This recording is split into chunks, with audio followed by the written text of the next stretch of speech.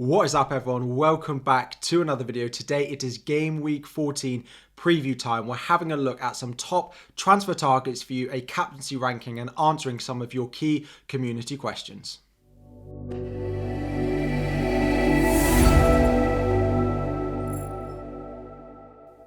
What is up, everyone? Welcome back to another video. FPL Harry here. Just before we dive into the video, a quick shout out to FPLTIPS.com. Again, I've spoken to you all about this newsletter before, and I don't shout out pages that I don't use myself, really. So this is a newsletter that you sign up just by entering your email. You have no other information you need to go and give away. 15 other 1,000 managers also sign up, like myself, to get this useful information, stats, articles and clips from top FPL managers just 24 hours before the deadline to give you all of the useful information that you need for that game week. There is a link at the top of the description you can click on, you put in your email, and that is it. It will arrive in your inbox every single game week. It takes about 3 seconds. Go and sign up.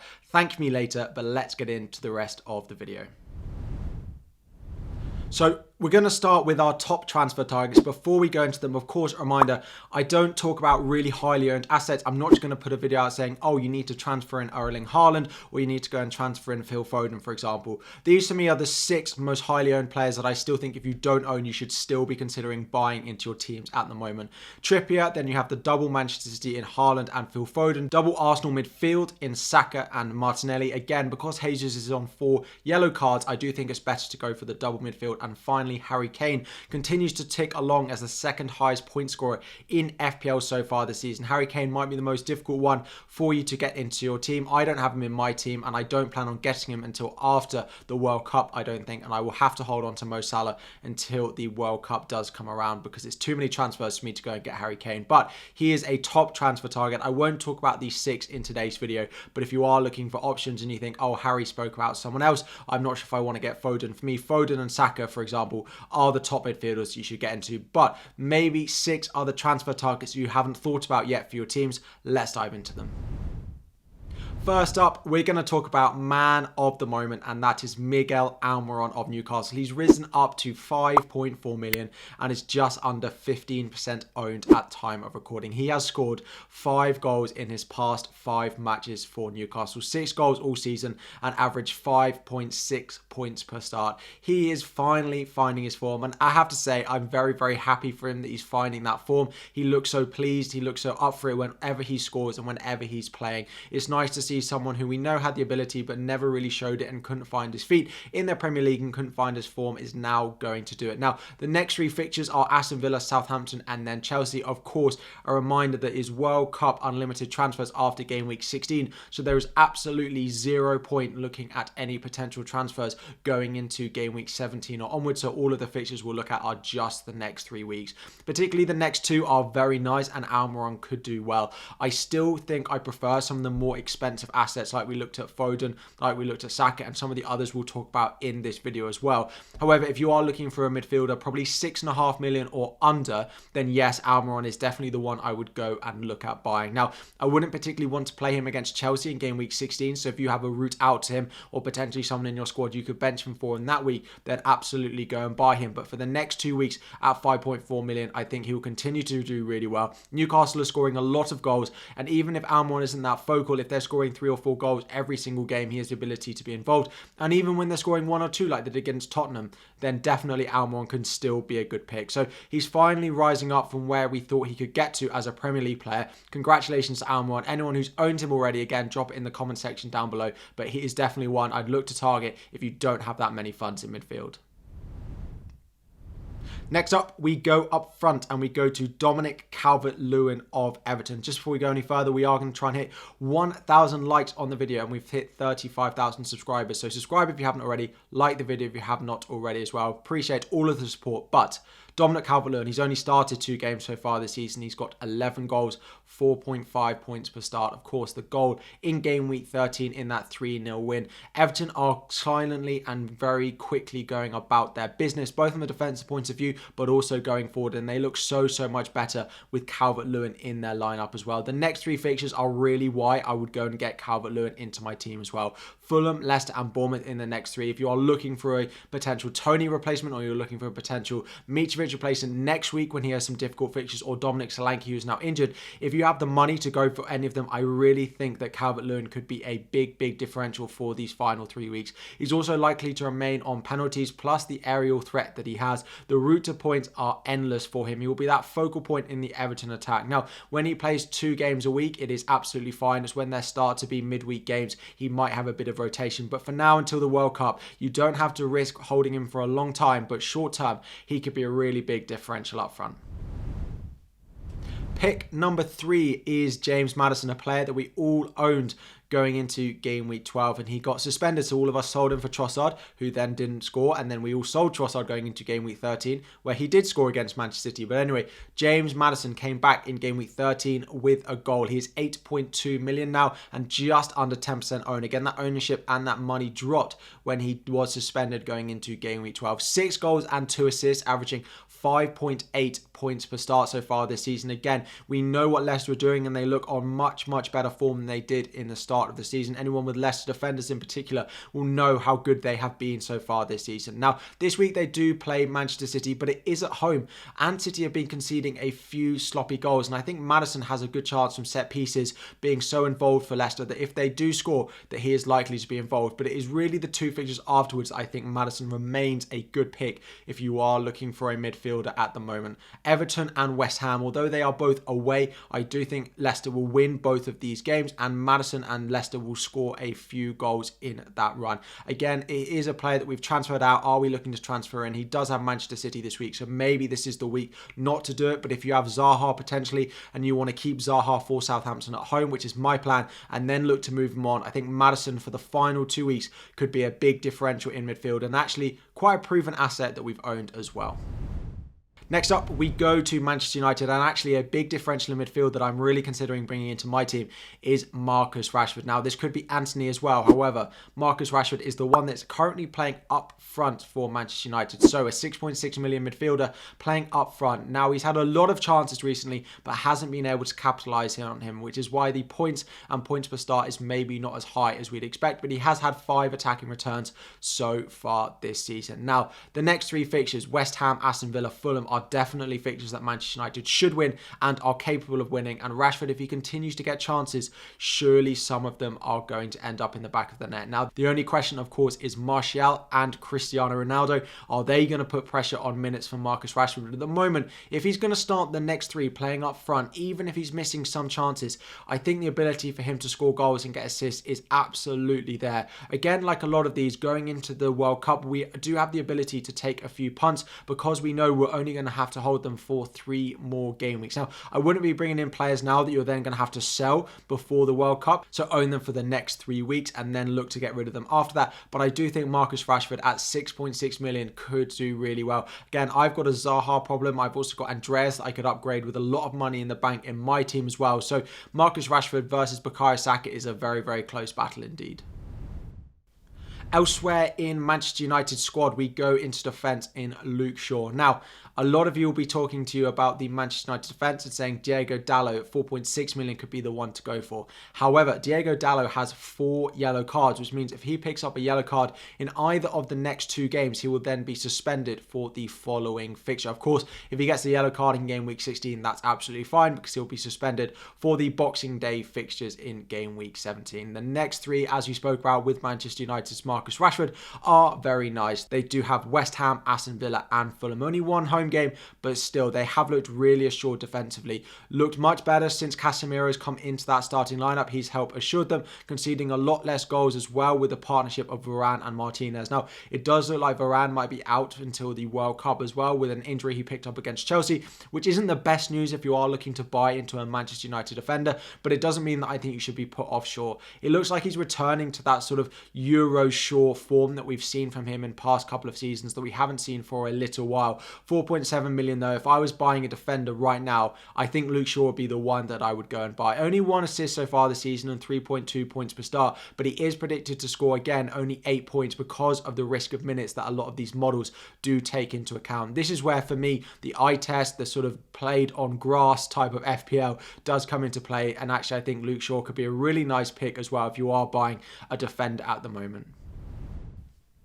And if you're buying a defender, the other one that I would consider owning is Ben White of Arsenal. Very cheap at 4.5, slightly cheaper than you get from Luke Shaw. Again, has performed well, picked up an assist in game week 13 against Southampton as well. The fixtures are not maybe quite as good. They have Nottingham Forest at home and Wolves away with Chelsea in the middle. Now, you'd probably not expect a clean sheet against Chelsea. Maybe that's a biased Chelsea fan and me talking, but I probably would expect Chelsea to score in that one. But there is a potential for 2 clean sheets in the fixtures either side of him. Again, playing at right back, he does get up that right hand side. He does have that assist potential and a little bit of goal threat like we saw in game week 13 for him. So if you are looking for a cheap defender, it is Ben White, it is Luke Shaw. It really depends on me if you have an option that you can play in your team in game week 15. If you have an option that you can bench Ben White for in game week 15, then yes, I would go and buy Ben White over Luke Shaw. However, if you need to start them every single week, so if you have to play them in all 3 weeks, that's when I would go for Luke Shaw over Ben White. And it may depend who else is in your squad. If you have Ramsdale, Gabriel, if you have another Arsenal defender, then of course go for Luke Shaw as well. So there's not much to choose between them. Again, a Leicester defender where Everton in game week 15 could be a great rotation for Ben White as well. But 2 big defenders I think that could do really well at very cheap prices at the moment. Now, one of the big decisions we normally have to make, and normally there are whole videos surrounding in FPL, is game week captaincy. Now, game week 14, the majority of us are going to put it on Erling Haaland, but if you are looking elsewhere, I do have a few other picks for you. Number 2, I do have Harry Kane. Now, he's predicted to score 6.3 points, which is less than Erling Haaland, and actually Mo Salah comes in number 3, is predicted to score the most points this week when using Fantasy Football Scout. Again, all of these stats come from Fantasy Football Scout members area. There is a link in the description if you want to go and sign up yourself as well. That will get you 15% off. But for me, Haaland needs to be your captain away at Leicester. Although they've looked good defensively in the past few weeks, Leicester, I still think it has to be Haaland. If you're going against him for captaincy, drop it in the comment section down below. It would be Kane second, Haaland third, and if you really wanted to go as well, Bukayo Saka at home to Nottingham Forest, because he's on penalties as well for Arsenal, would be in there as a massive, massive differential.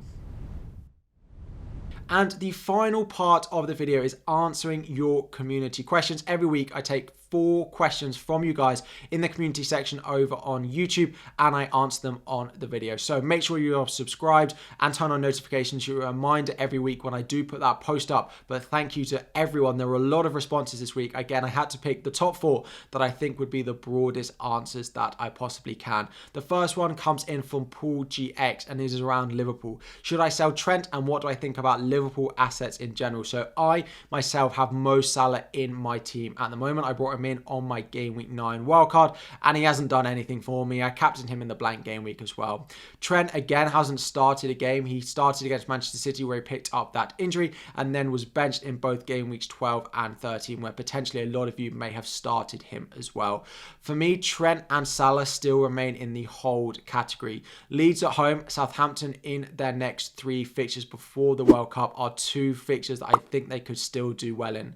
If you don't have triple Manchester City and you want to do Salah to Kevin De Bruyne, then absolutely worth it. The issue for me with selling Salah to someone else is there's nothing really we can do with the money between now and the World Cup. You might consider going from Mo Salah to Bukayo Saka, but really on face value, I actually think the performance of these 2 could be fairly similar between now and the end of the season, given their fixtures. If you are going to reinvest the money, then selling Mo Salah is okay, but I would still urge you to keep him for the Leeds at home game this week. It's a very, very similar story for Trent. Again, we've spoken about a couple of defenders I'm sure you're looking at if you own Trent in your team at the moment. Ben White and Luke Shaw would probably be the 2 that I would go and buy if you already own Cancelo and Kieran Trippier as well. So for me, the Liverpool assets are a hold for Leeds at home this week. Then they play Tottenham away in game week 15, and if you really want to sell them, that is the time to do it for the final 2 weeks. So hold your Liverpool assets, even if you've got Darwin Núñez, Firmino as well. Keep an eye on the Champions League lineup midweek on Wednesday evening as well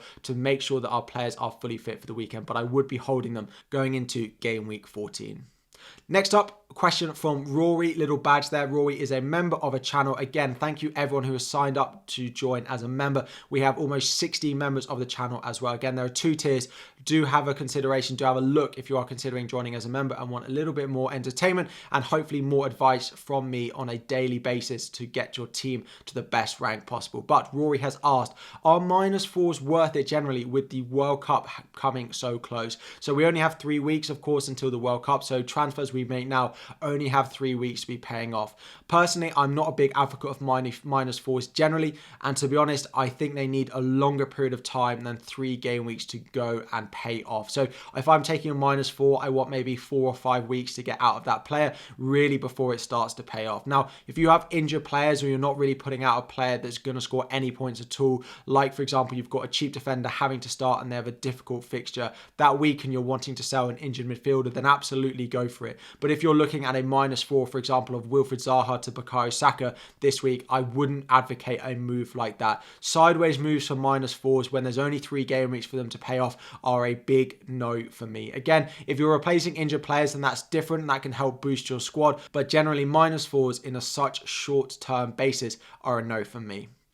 Question number 3 comes from J. John. He says, should we be taking a few extra punts going into the final few weeks because we don't have to hold them for very long? Of course, if you bring in a transfer normally and you bring in a differential, you might be stuck with them for 5, 6, even 7 more game weeks before you have the ability to sell them. But of course, because we have unlimited transfers over the World Cup, you can be buying in differentials into our squads that you only have to hold for a couple of game weeks. So 3 game weeks at a maximum. Now, we spoke about a couple of them in the video, particularly Marcus Rashford and Dominic Calvert-Lewin, that I think could be differentials. I do think there is a good chance now that I pick a couple of differentials going into the World Cup, knowing that they have a really nice run of fixtures like Calvert-Lewin, like Rashford have, and know that if it doesn't pay off, I only have to hold them for 3 weeks, and then I have an unlimited amount of transfers that I can use to go and sell them. I wouldn't go completely overboard picking differentials for differential's sake, and again, I will bang on about this points. Again, at the end of the season, you will be wherever you are in the overall ranking based off how many points you have, not if those points came from differentials or highly owned players. Pick the players you expect to score more points, but if there is a differential you're not sure if you want to risk that you do think could do really well, then do go and take a chance on them this week, next week, or going into game week 16 in particular. So I do quite like the look of a few differentials like we spoke about in the transfer targets bit at the beginning of this video that I'm looking at for my team as well. Again, I am planning on bringing in Bukayo Saka into my team, but could I go Marcus Rashford as a bit of a differential based on the better fixtures that Manchester United do have? And then finally, Frederick, would I keep Wilfried Zaha or move to any of the other midfielders who also don't look like they're performing at the moment? So a lot of you, I'm sure, are looking at your midfields in your FPL teams and thinking they are not scoring any points, and Wilfried Zaha in particular is being particularly frustrating. I have Wilfried Zaha in my team, and as I mentioned in the question above, would I take -4s? Straight away, I wouldn't sell Wilfried Zaha for a -4, particularly going into Southampton at home, a team who currently have no fit right backs because Carl Walker-Peters is out injured, the flank that Wilfried Zaha will of course be attacking down. Now, if you are looking at moving out Zaha to Foden, if you are looking to move him out to Bukayo Saka as well, then potentially for free I would do that. I'm not sure I would move to anyone else that isn't Phil Foden or Bukayo Saka for a free transfer, and I definitely would not remove him as part of a -4. So those are my top 4 questions to answer. We've done transfer targets, we've done captaincy ranking. Normally at the end of this video, I also do a wildcard, but given that 90% of the game have played their wildcard already, 90% of active managers have used it already, so there's not much point in talking about it. If you do need a wildcard draft, drop me a message on Twitter and I can potentially prepare one for you over there. We're going to hit 1,000 likes on the video. Thank you so much for watching. If you haven't already, subscribe to the channel. It really does help me out. And again, we're aiming for 40,000 subscribers by the end of the year. It is a massive, massive ask, but anything you can do support would be greatly appreciated. Good luck in game week 14 if I don't see you before then, but there will be a team selection video. No deadline stream this week. I'm sorry, I'm going to Dublin this weekend. It will be the last time that I miss a deadline stream, but there will be one more video before game week 14. Good luck if I don't see you before then. Like and subscribe, and I'll be back again very soon.